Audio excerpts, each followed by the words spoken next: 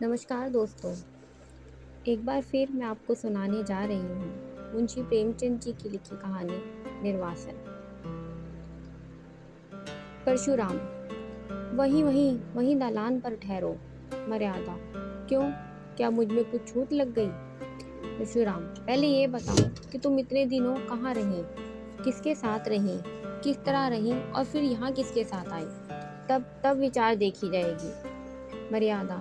इन बातों को के पूछने का यही वक्त है, फिर अवसर ना मिलेगा। परशुराम। हाँ, यही वक्त है। तुम स्नान करके नदी से तो मेरे साथ ही निकली थी, मेरे पीछे पीछे कुछ देर आई, फिर कहाँ गायब हो गई? मैं पीछे फिर फिर कर देखता जाता था, फिर एकाएक तुम कहाँ गायब हो गई? मर्यादा। तुमने देखा नहीं, नागा साधु का एक दल सामने से आ गया। सब आदमी इधर उधर दौड़ने लगे। मैं भी धक्के में पड़कर जाने किधर चली गई। जब भीड़ कम हुई तो तुम्हें ढूंढने लगी, बासु का नाम ले लेकर पुकारने लगी, पर तुम ना दिखाई दिए। परशुराम। अच्छा, तब? मर्यादा। तब मैं किनारे बैठकर रोने लगी। कुछ सूझ ही ना पड़ता था कि कहाँ जाऊं, किससे कहूँ। आदमियों से डर लगता था। संध्या तक वहीं बैठी रोती रही। इतना तूल क्यों देती हो? वहां से फिर कहाँ गई? संध्या को एक युवक ने आकर मुझसे पूछा, तुम्हारे घर के लोग खो तो नहीं गए हैं? मैंने कहा, हाँ। तब उसने तुम्हारा नाम, पता, ठिकाना पूछा। उसने सब एक किताब पर लिख लिया और मुझसे बोला, मेरे साथ आओ, मैं तुम्हें तुम्हारे घर भेज दूंगा। परशुराम। वह कौन आदमी था? मर्यादा। वहाँ की सेवा समिति का स्वयं सेवक था। तो तुम उसके साथ हो ली? मर्यादा। और क्या करती? वह मुझे समिति के कार्यालय में ले गया। वहाँ एक शमियाने में एक लंबी दाढ़ी वाला मनुष्य बैठा हुआ कुछ लिख रहा था। वही उन सेवकों का अध्यक्ष था। और भी कितने सेवक वहाँ खड़े थे। उसने मेरा पता ठिकाना रजिस्टर में लिखकर मुझसे एक अलग शमियाने में भेज दिया, जहाँ और भी कितनी खोई हुई स्त्रियाँ बैठी थी। परशुराम। तुमने उसी वक्त अध्यक्ष से क्यों ना कहा कि मुझे पहुँचा दीजिए? मर्यादा। मैंने एक बार नहीं, सैकड़ों बार कहा, लेकिन यही कहते रहे कि जब तक मेला ख़त्म ना हो जाए तब तक कोई स्त्रियाँ एकत्र ना हो जाए। मैं भेजने का प्रबंध नहीं कर सकता। मेरे पास ना इतने आदमी हैं, ना इतना धन। परशुराम। धन की तुम्हें क्या कमी थी? कोई सोने की चीज़ बेच देती तो काफ़ी रुपए मिल जाते। मर्यादा। आदमी तो नहीं थे। परशुराम।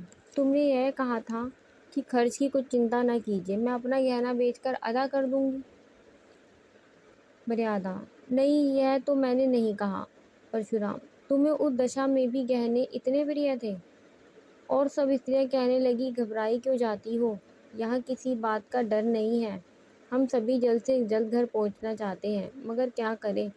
तब मैं भी चुप हो रही और सब स्त्रियां कुएं में गिर पड़ती तो तुम भी गिर पड़ती। मर्यादा।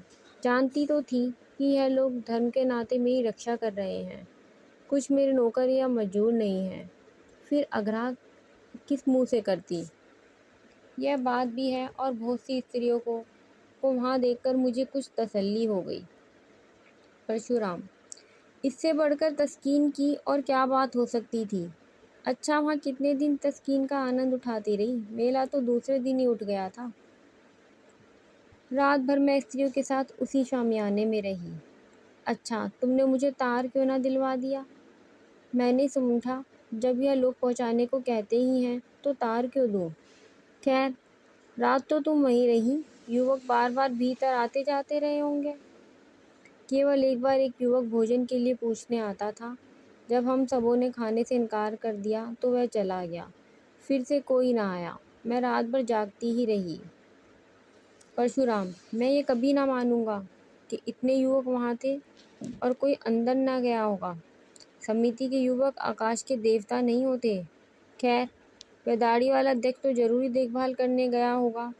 मर्यादा। हाँ, वह आते थे, पर द्वार पर से पूछ पूछ कर लौट जाते थे। हाँ, जब एक महिला का पेट में दर्द होने लगा था तो 2-3 बार दवा पिलाने आए थे। परशुराम। निकली ना वही बात। मैं इन धूर्तों की नस नस पहचानता हूँ। विशेषकर तिलक मालाधारी दरियालों को मैं गुरु घंटाली समझता हूँ। तो वह महाशय कई बार दवाई देने गए। क्यों, तुम्हारे पेट में तो दर्द नहीं होने लगा था?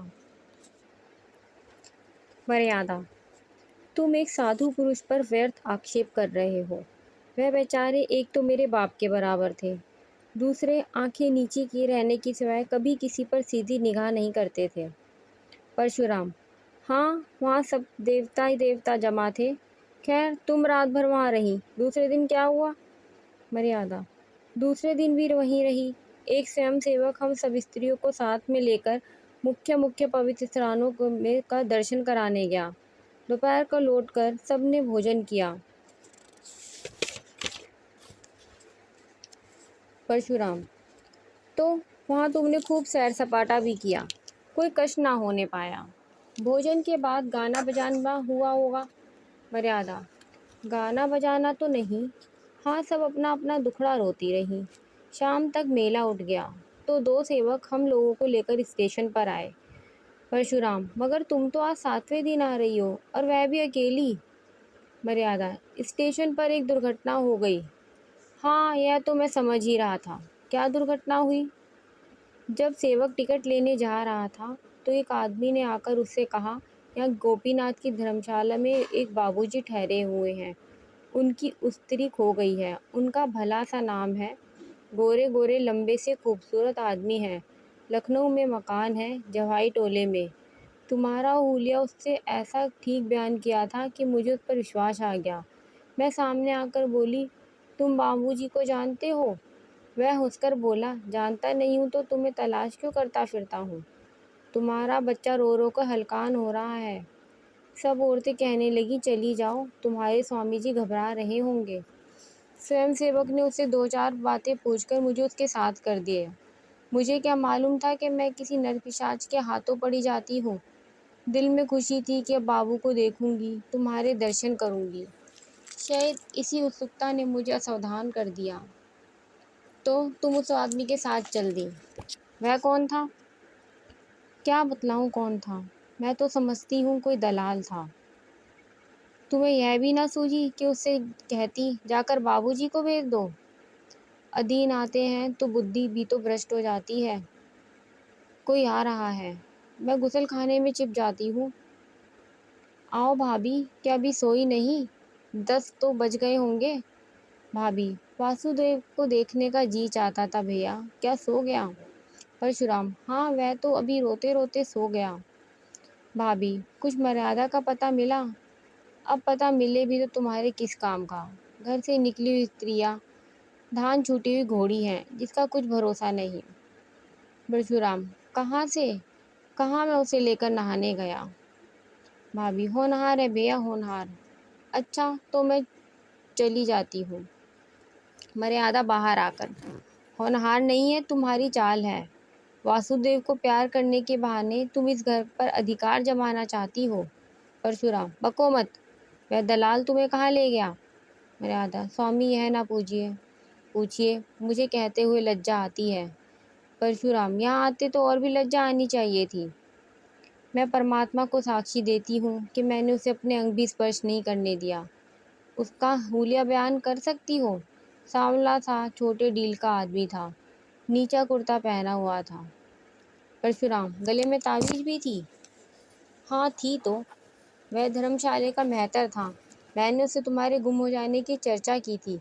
उस दुष्ट ने उसका ये स्वांग रचा। मुझे तो वह कोई ब्राह्मण मालूम होता था, नहीं मेहतर था। वह तुम्हें अपने घर ले गया?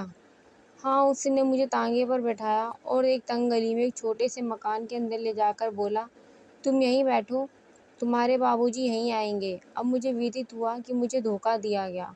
मैं रोने लगी। वह आदमी थोड़ी देर बाद चला गया और एक बुढ़िया आकर मुझे भांति भांति के प्रलोभन देने लगी।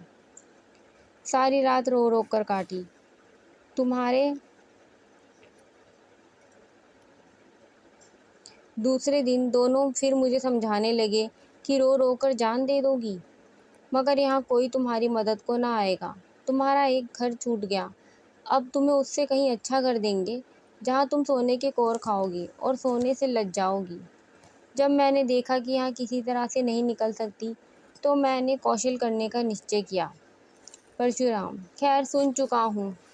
मैं तुम्हारा ही कहना मान लेता हूँ कि तुमने अपने सतीत्व की रक्षा की, पर मेरा हृदय तुमसे घृणा करता है। तुम मेरे लिए वह नहीं हो सकती जो पहले थी। इस घर में तुम्हारे लिए स्थान नहीं है। मर्यादा, स्वामी यह अन्याय ना कीजिए।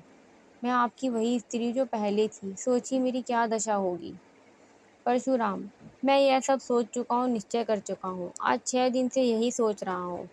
तुम जानती हो कि मुझे समाज का भय नहीं है। छूत विचार को मैंने पहले ही तिलांजलि दे दी। देवी देवताओं को पहले ही विदा कर चुका हूँ। पर जिस स्त्री पर दूसरी निगाहें पड़ चुकी हों, जो 1 हफ्ते से ना जाने कहाँ और किस दशा में रही, उसे अंगीकार करना मेरे लिए असंभव है। अगर यह न्याय है तो ईश्वर की ओर से है, मेरा दोष नहीं। मर्यादा, मेरी विवशता पर आपको जरा भी दया नहीं आती। परशुराम, जहाँ घृणा है वह दया कहाँ। वे अब भी तुम्हारा भरण पोषण करने को तैयार हूँ। जब तक जीऊँगा तुम्हें अन्न वस्त्र का कष्ट ना होगा, पर अब तुम मेरी स्त्री नहीं हो सकती। मर्यादा, मैं अपने पुत्र का मुंह ना देखूं अगर किसी ने मुझे स्पर्श भी किया हो।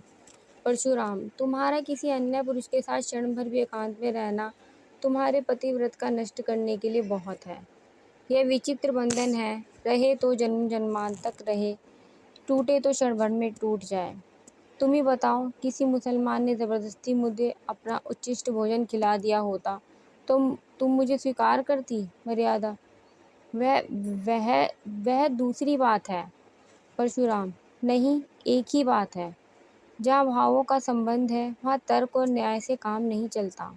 यहाँ तक कि अगर कोई कह दे कि तुम्हारे पानी को मेहतर ने छू लिया, तब भी तुम उसे ग्रहण करने से तुम्हें घृणा आएगी। अपने ही दिल से सोचो कि तुम्हारे साथ न्याय कर रहा हूँ या अन्याय। मर्यादा, मैं तुम्हारी छुई हुई चीज़ ना खाती, तुमसे पृथक रहती, पर तुम्हें घर से तो ना निकाल सकती थी। मुझे इसलिए दुत्कार रहे हो ना कि तुम घर के स्वामी हो और यह समझते हो कि मैं इसका पालन करता हूँ। परशुराम, यह बात नहीं है, मैं इतना नीच नहीं हूँ। तो तुम्हारा ये अंतिम निश्चय है? हाँ, अंतिम। जानते हो इसका परिणाम क्या होगा? जानता हूँ और नहीं भी जानता। मुझे वासुदेव को ले जाने दोगे? वासुदेव तो मेरा पुत्र है। उसे एक बार प्यार कर लेने दोगे? अपनी इच्छा से नहीं, तुम्हारी इच्छा हो तो दूर से देख सकती हो। मर्यादा, तो जाने दो, ना देखूंगी। समझ लूंगी कि विधवा भी हूँ और बांझ भी। चलो मन, अब इस घर में तुम्हारा निभा नहीं। चलो जहाँ भाग्य ले जाए।